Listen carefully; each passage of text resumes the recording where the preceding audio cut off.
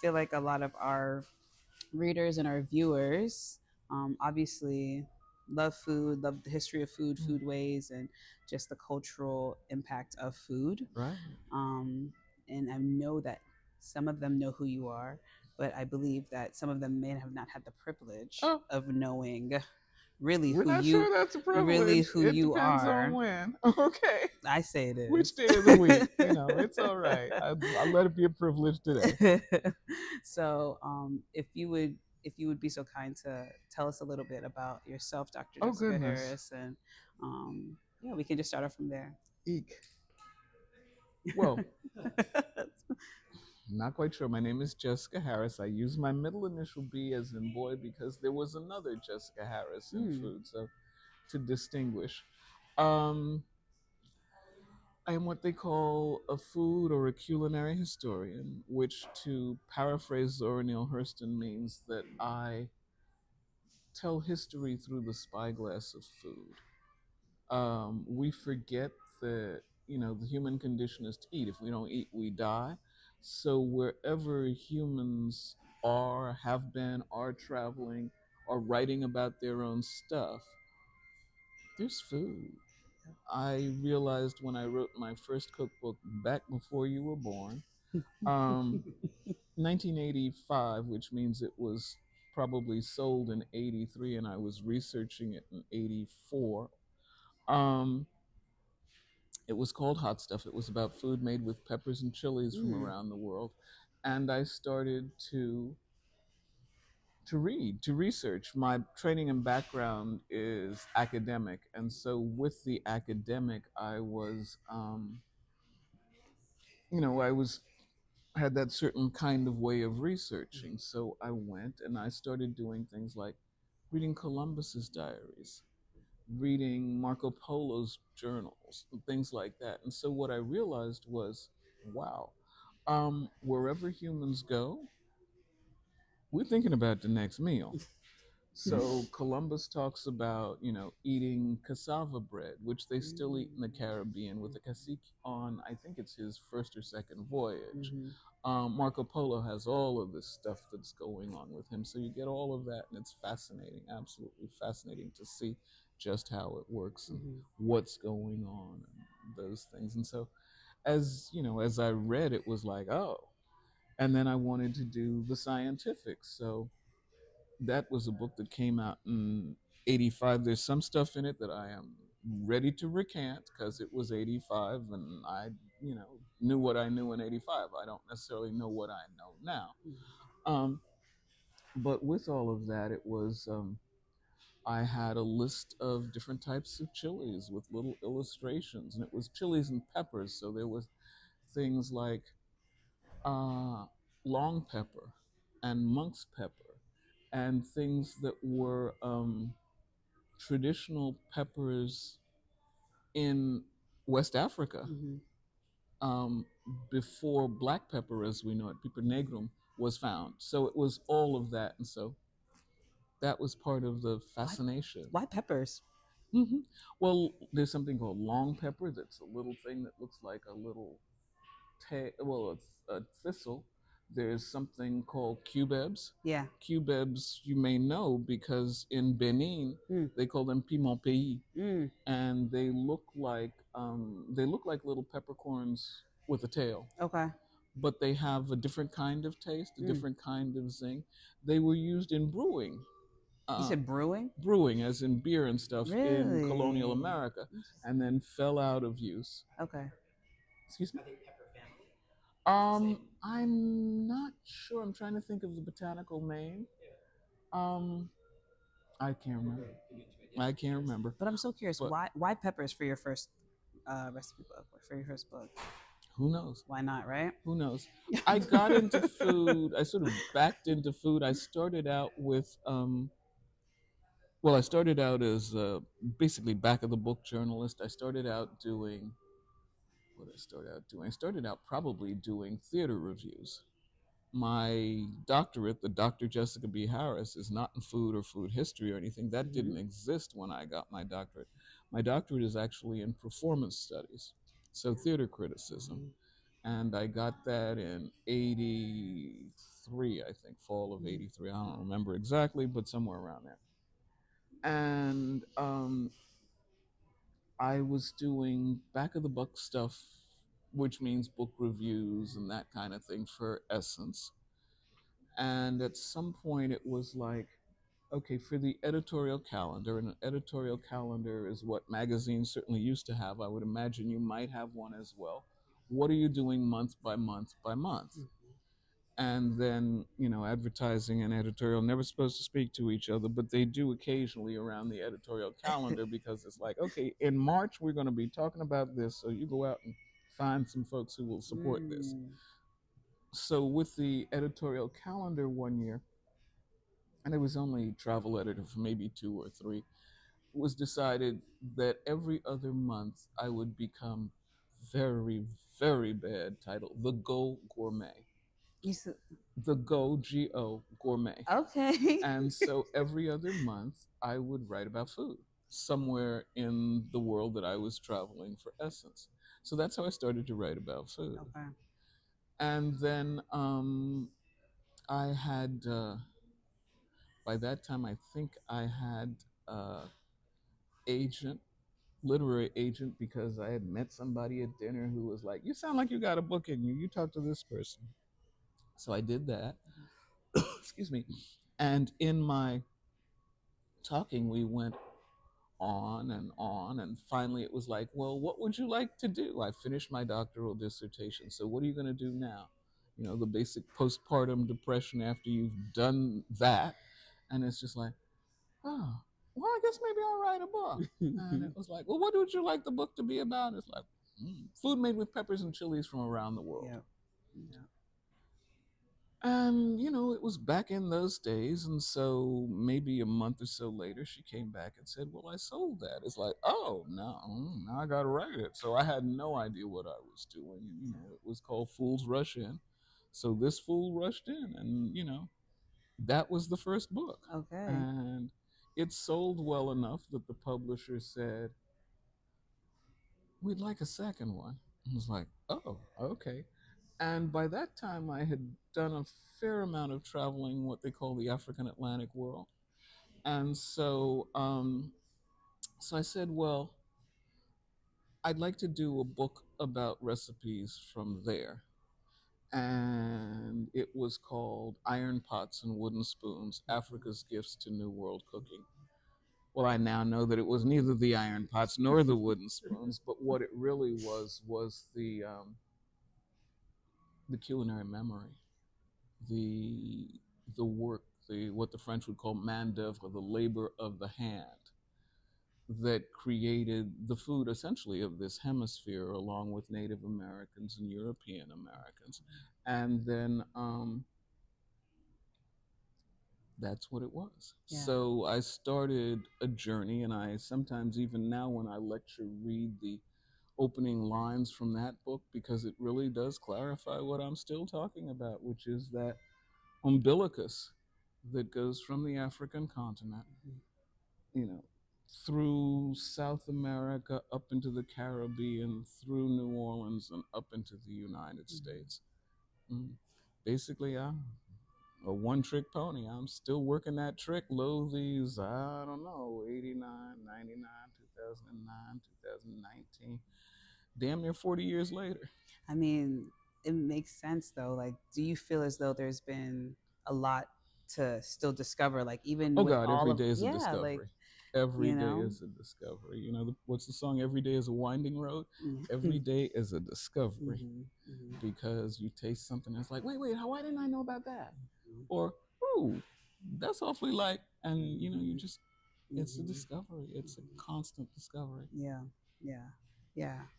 So, no, that's good. That's good. And I think that one thing that I really appreciate about your work is the fact that you're there's a there's obviously a very dynamic and comprehensive history within the African diaspora and food, but the way in which you present it, it's almost like it's very palatable for anyone that is like a historian, right? So, I mean, you have to, like, to a certain degree. Well, I was having lunch with somebody, and I said, here's the thing, I'm plain spoken. I taught freshman English at Queens College, CUNY for 50. That would be 50 So that's what you years. taught at Queens College was English. English. I started out teaching French. And as I sometimes say, because my training and background was in French and theater, I taught English. So yeah, it's very complicated. My Yeah. academic history is sort of strange, Hmm. but when you teach freshmen, you distill in a way. I've never been one for, why use a $80 portmanteau word if you can say yes, you know? So that's kind of what I've always done in my speaking and certainly in my writing. So Yeah. that's just what I do. So sometimes that makes it more apprehendable for folks. It makes it easier for them to get into it. Hmm. I like to hope. Hmm. Yeah. Yeah. That's good. Yeah. I think, especially now, I think of uh, Gen Z and millennials and how they're relating to food and kind of the language that they're using around food and food history. And I think that's what allows for you to in your work to have such a staying power, right? Because of the simplicity in your language. Thank you. Absolutely, Thank absolutely. you. So, because I know that from myself personally, Mm-hmm. I love your work. So, but I'm so curious. Um, what about your own personal history and your own personal story um, has contributed to your food research? Oh, well, my mother was actually a trained dietitian. Okay. My mother went to Pratt Institute and had an AA Associate of Arts degree in dietetics. And she graduated from Pratt, I think, back in the 30s. Very interesting trajectory because I remember at one point she said, well, I had to sit through a class that they gave on how to keep black folks out of your restaurant. So that's was her life in food. Sometimes I say I'm living my mother's life because she was very good with it. She was very good with demonstrating things. And I literally have in my kitchen a framed letter that was sent from the then gas company in New York City to my mother's teacher. Apparently, my mother's teacher thought she was very good at that and had proposed that she be one of those people who went from house to house demonstrating gas stoves when gas stoves were. It's interesting. Gas stoves are now going out in New York, but they were coming in New York back then. And the letter is from the gas company going that they were not in the habit of hiring Negro girls, small Yeah. n, for those jobs because there would be no way to tell which houses or which apartments were the Negro apartments. Mm. So that was her experience with food. And she ultimately left it and went on to do other things. But the result is that I grew up eating very well. Yeah. And I grew up with someone in my household, my mother, who had a better palate than I'm ever going to have. Yeah. I mean, she was an adventurous eater, she was a questing eater. She had, left brain, right brain. Baking is science. Savory things may be more art because you can improvise more. My mother could do them both. She could improvise baking, which is a very fine tuned skill. Mhm. And so that's, she was I used to call her my culinary secret weapon. She was it. Mhm. That was Mhm. what it was. Mhm. Do any of your recipe books have any of her Oh, recipes yeah. in? Yeah. Oh, yeah. There's a book called The Welcome Table, which has a few of her recipes. Ironically, she didn't write them down. Of course. She didn't write them down. Yeah. I cooked with her in the kitchen. That's part of it. But, like many African American, African diasporic households, um, it's oral. You be in there and watch me, or you're not going to know. And so that's kind of how it works. So a lot of them have gone.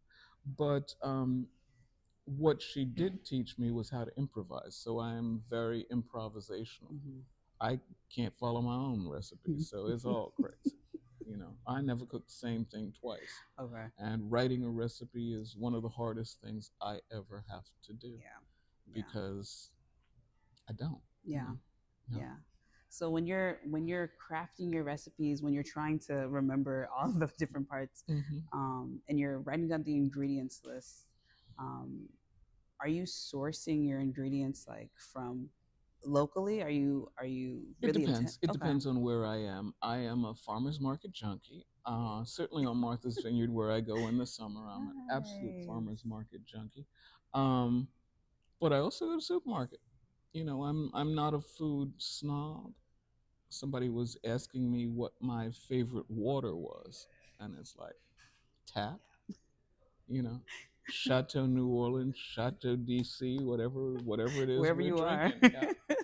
I'm happy to have bubbles occasionally, but basically tap with a lot of ice is fine. Okay,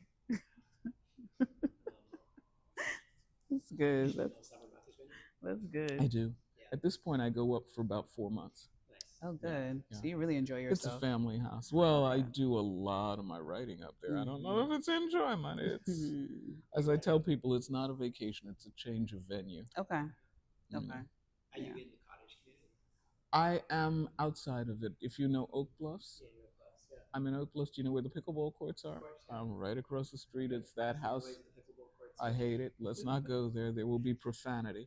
I'm the house with the bike that's always planted with flowers. Right there. Literally 6 in the morning, I hear them under my window as they assemble. Okay. Okay. Yeah. Right. Right. Sure. Sure. Yeah. It's a good place. It would be better without pickleball. You don't like pickleball? No, I don't like it under my window. I'd like it Mm. um, in a remote area. No, a remote area. No, no, remote area. No, I mean, it's not something that is residential area friendly Yeah. because it's loud. Oh, not soon enough for me. Yeah, not soon enough for me. Yeah, it's like no, but they started out as tennis courts. There were 4 tennis courts. Now there are 8 pickleball courts because it's not as long a court. So twice as many little balls bouncing Oh around. my goodness, that's hilarious. Hmm. Hmm.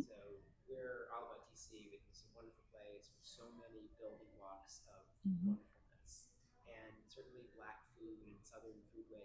Mhm.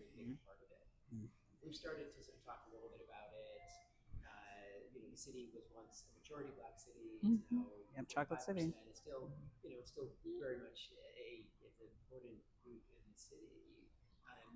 Well, it's not a monolithic group, and that's the thing that's interesting. I mean, Black DC has all sorts of things. It's got the originals, Benjamin Banneker. Well, this is kind of here. So you've got that, and the folks of that ilk, the Frederick Douglass, that. You've got then the people of the Great Migration up from the South. But then you have a lot of new folks, the Ethiopian community, Yep. the Western African community. I mean, and the whole thing is that, and each one of those individual communities has brought something to the pot and to the table. And so that's what one of the things that makes eating out in DC so fun is you can dip a toe in so many different Hmm. things, and some of them are similar. I'm a New Yorker, so there is that, but some of them are different and different areas. Is it from here or there? What does that mean, and how does that work, and all and so forth. I actually, because I don't cook when I'm here, I don't market when I'm here. Hmm. I'm sort of a scattershot in and out of DC person. I don't know that I. Well, I know that there was one over by the Smithsonian. Hmm. Eastern Hmm. Market. That's I've a been good to one. Eastern You Market liked with a it? friend. I loved it. I Yeah, loved it's it. I mean, I good. like the idea of the old market buildings and how Yes. they are getting Yes. reinvented and Yes. repurposed and all of Hmm. that. So that's always fun. Hmm. Hmm. There used to be a fish market too, over by the water, The the wharf. wharf. Yeah. Oh yeah, that whole area is totally different. Hmm. Okay. No, well, it used to be authentic. Yeah, I Not a don't. word I use a lot, but it used to be real. Okay, yeah, it used to be real in a different kind of way. Yeah, Hmm. yeah. Yeah. So I've been there and purchased fish there, and you know, done Were all you kinds there of at a stuff. time where they used to have these like sandwiches, these like Um, fish sandwiches that they made? They it I was think so, but it's so many I grew up memories, on those that it's sandwiches, like, so yeah, yeah, yeah, yeah, no, yeah. no. So I kind of want to shift back to your your book writing and your authorship. Mm. So a lot of your work is, I mean, you're an academic, right? So how do you balance like academia in your writing, as well as like emotional, like kind of like visceral truth? Like, how do you balance those Um, two? I'm not sure that I do. Um, it may be that there are different things. I mean, I think that the academic writing, I mean, let's put it this way. The writing that I do is for the most part popular, not academic. But the popular writing is buttressed or underpinned by the academic research. So while it is not necessarily footnoted, that doesn't by any means mean that I haven't necessarily done the reading or done the work. I often have lists for myself. I know in High on the Hog, there is like, I've forgotten how long it is, of works consulted. Mm, All of the books that I read to write that kind of thing. yeah. But then in some cases, like I See My Soul Looks Back is here, but in that, um, that's personal experience. So that's not anything other than trying to remember. Hmm. Hmm. So there's all of that. Yeah. Yeah. Yeah. Well, James, did you have any more questions for Dr. Harris?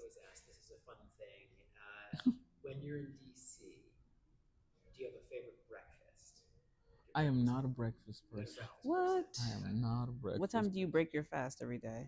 Sometimes 1 p.m. I Okay. mean, I am Okay. a linger long, and well, I live in a house where the bedroom is upstairs, the kitchen is downstairs, and I'm lazy. So I will stay in bed Until, until, and then, when I get up, I'll eat, and then that's when kind of that's thing. when it's gonna happen. That's when it's going to happen, not until. I am probably more of a night owl than an early riser. Yeah. Yeah. Yeah. Yeah. No, my prime writing time is right about now, 4. 4. I can Really? start at 4 and look up and it's like, oh, it's 8, missed dinner. What's happening? Oh wow. It's the late afternoon because I'm a late riser. By the time I've sort of trudged through all the stuff in the day, I can sit down, and that's kind of a good time for me. You know, Yeah.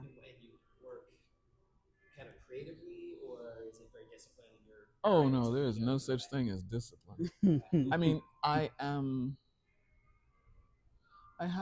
I'm blessed to have a fair facility with writing, Mhm. so I can sit down and focus. But that's because I started out writing, theater reviews and restaurant reviews and things like that, where there was a deadline, you had to get it in, so you wrote it. So that is a discipline that then allows you to sit down, kind of prime the pump. It's not necessarily the best stuff, but it's the first draft that then gets fine tuned and crafted into whatever else is happening. Hmm. What's the book on? Ah. Hmm.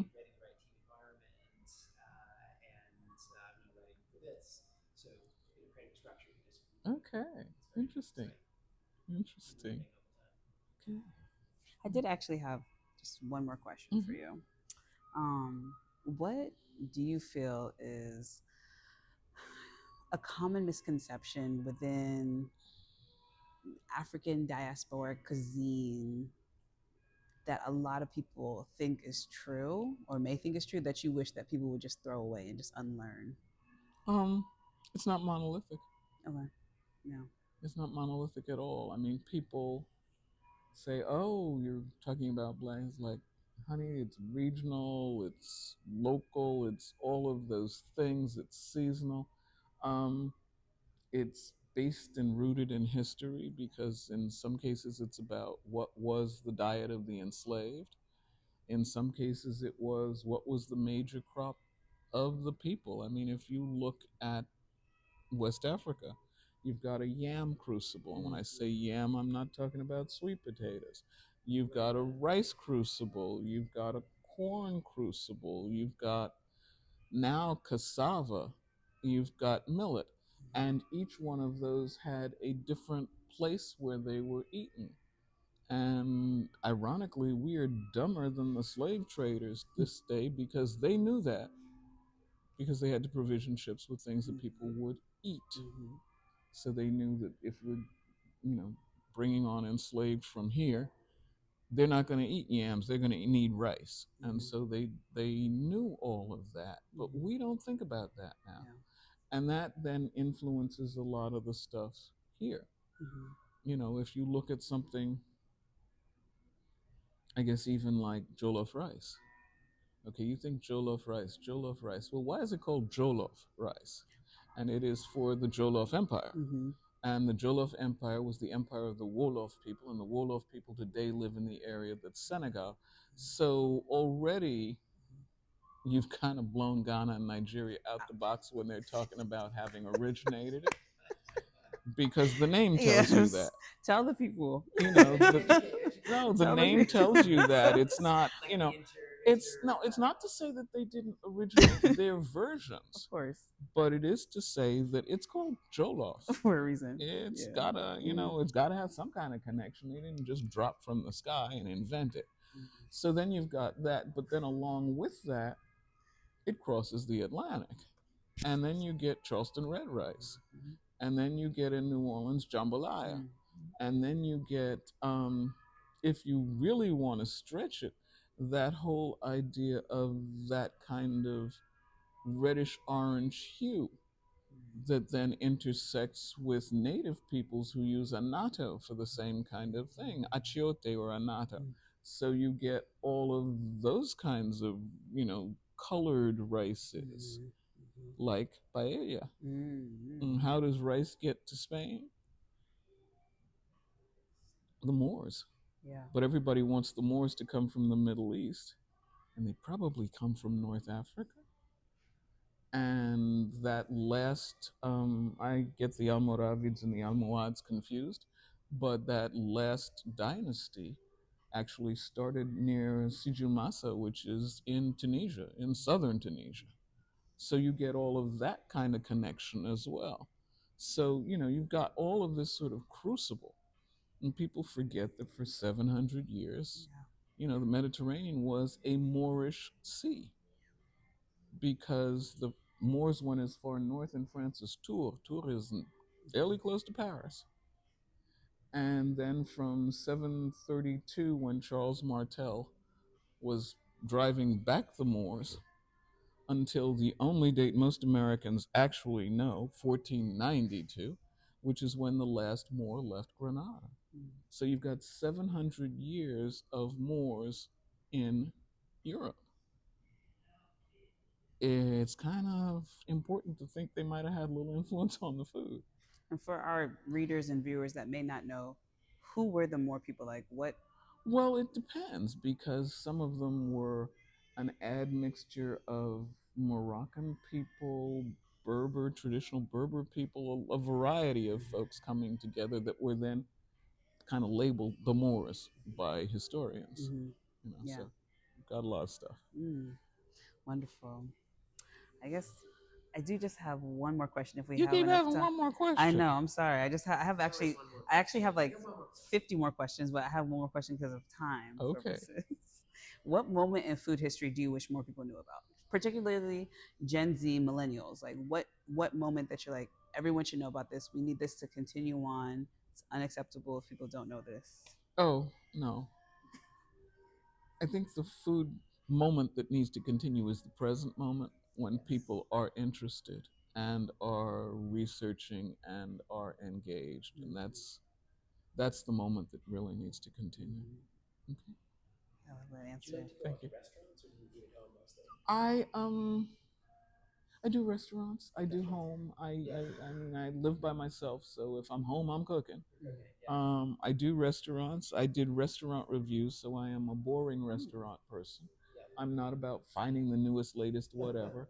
Mm. I go to the places I know. I'm kind of like Cheers. I like to go to those places where everybody knows my name and they know what I want, and I get it. Mm-hmm. And Key part that's of hospitality. kind of Yeah. me. Reason to go Mm-hmm. out. Yeah, Mm-hmm. Yeah. yeah. So that's kind of how it works. Yeah. Okay. Thank you. Well, Thank you very thank you, much. Lovely Dr. conversation. Garcia. Thank Yeah, this was you. I think amazing. you're gonna